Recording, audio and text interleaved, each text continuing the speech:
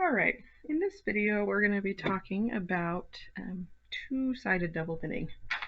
In the last video we used this chart here to make a gnome, and in that video this guy was on the front, and when we flipped him over he was also on the back, but he was a mirror image in reversed colors. Okay, in two-sided double knitting, as you might expect, we have two images. We have this guy on the front. It's another gnome with a wooden spoon, and if we flip him over we have a different image on the second side. In this case this is going to say everything here is gnome made. Words are an excellent candidate for two-sided double knitting, because if you knit words in regular double knitting, they will look like this, all beautiful on the front, but when you flip them over it will be a mirror image and therefore not readable. And so text is great when you have text on one side and an image on the other side. Okay, so the actual process of doing the knitting itself is the same. You knit you knit and purl every other stitch, just like you do in regular double knitting. The big difference is with the charts. I'm going to push that off to the side. This is our regular double knitting chart again. I'm going to try to hold it up to the camera. Maybe. Okay, here we go. In regular double knitting, each square on the chart represents a pair of stitches. Again, if you did not watch the first double knitting video, go back and do that first, because I'm not going to go over how to do double knitting in this video, just how to read the chart for two-sided. So we have each square on this chart representing two stitches, a pair of stitches. So in this case you would do knit the first stitch in the gray color and purl in the white. Knit the first stitch in the pair in gray, purl the second stitch in the pair in white, all the way across. Okay, the first few rows are pretty straightforward, and you can see that in a double-sided knitting chart they're much wider, because every square on this chart represents a single stitch, not a pair of stitches. So if I hold this one up, you can see that the bottom rows are striped. That's because you knit in gray, purl in white, knit in gray, purl in white, and it represents every single stitch. The dots, I put those on my patterns just to help you read it better. If you're going from right to left, the dots are the purl stitches, and if you're going from left to right, the dots are the knit stitches. That's all they mean. They don't mean anything more secret than that. So when you are doing two-sided double knitting, get that out of the way there, the biggest differences and all of my tips are going to be in these spots where you can see that we have just a big long stretch of one color only. In this case we have some areas where you're just doing a lot of gray stitches in a row with not a lot of white. That happens, let's bring this guy back over. You can see that on the bottom section of the back it's just blue, and on the front we have a couple of stretches where it's just blue. And so on this row, this stitch on the front was blue and all the stitches on the back were blue, and so that's where this line of just these gray stitches happened. Okay, and we have to be careful with what we do with our unused color in these stretches. So I have already knit to where that area is on this row. If you care to follow along, I'm working on row number 36 in this little gray area right here. So what I'm going to recommend that you do on any two-sided double knitting pattern is when you're at the beginning of your row, you're going to look ahead and you're going to go, where is the longest stretch of a single color? And in this row it's this gray area, and you are going to want to hold that color in your right hand. Okay,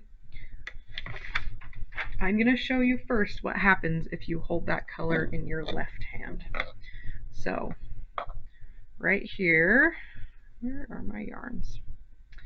I'm going to hold the blue in my left hand, which I don't want you to do. Usually you'd want to hold the blue in your right hand for this row, because we're going to do 4 blue stitches in a row, and then one white stitch, and then we're going to do 10 blue stitches in a row again.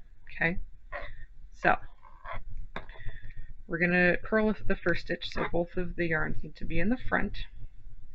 So I'm going to purl a stitch. Just like in regular double knitting, I'm going to knit the next stitch and both of my yarns are in the back, but it's blue.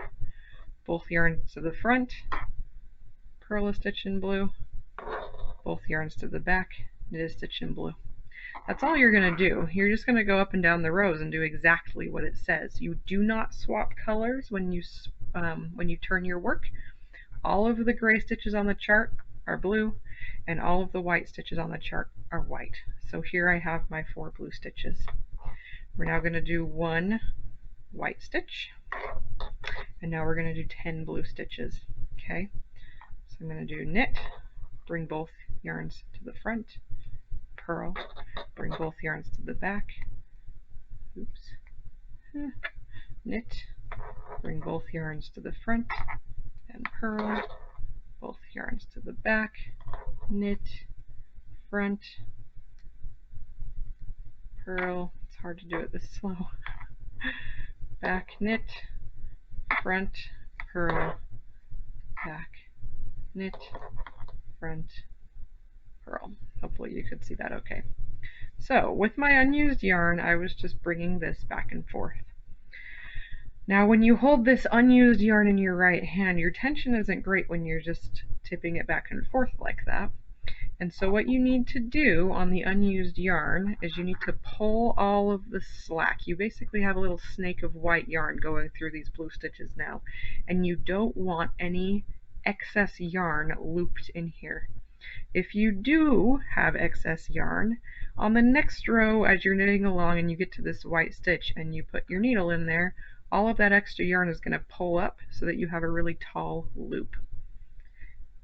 I can show you what that looks like in a second, but to prevent that, you're just going to hold those stitches on the end of your needle and give your white yarn a little tug. And I don't know if you can see the stitches tightening.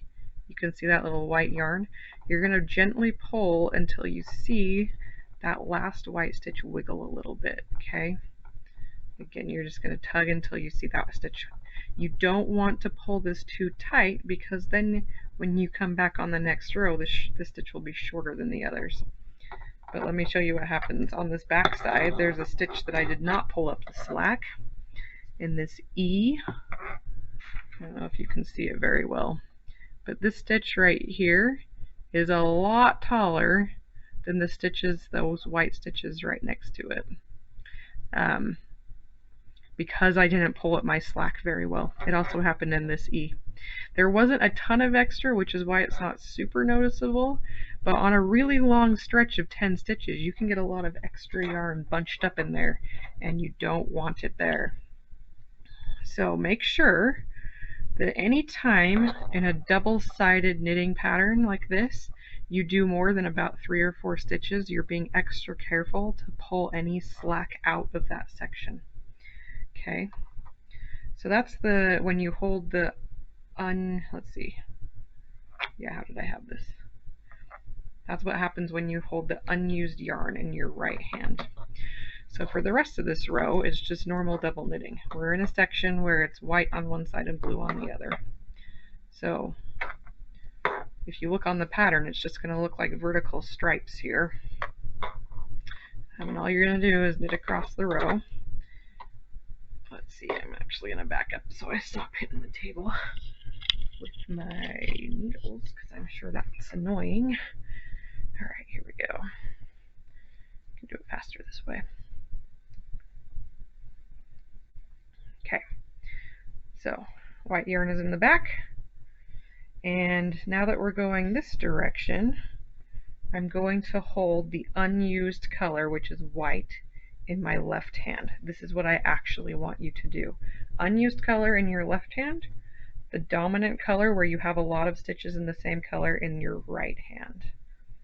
So you're going to knit and purl, And we're going to speed knit to the blue section that we're working on here.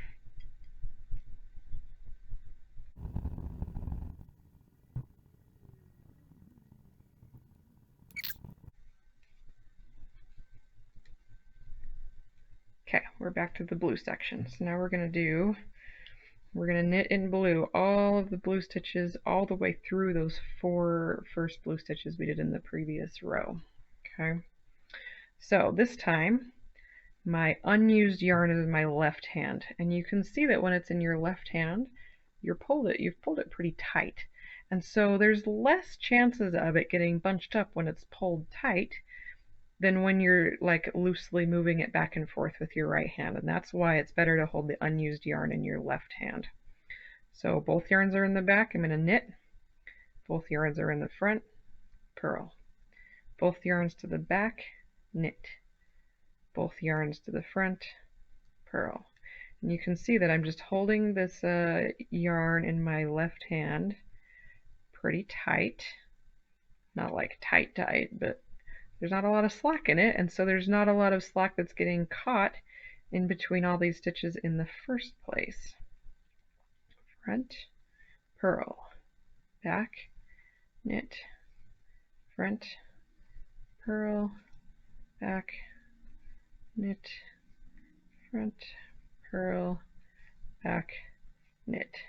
So now that we've done all these blue stitches, you're going to keep this yarn in your right or your left hand, excuse me, and you're just going to give it a little tug and watch this white stitch here. And as I pull, you can see that it's already moving. There was hardly any slack.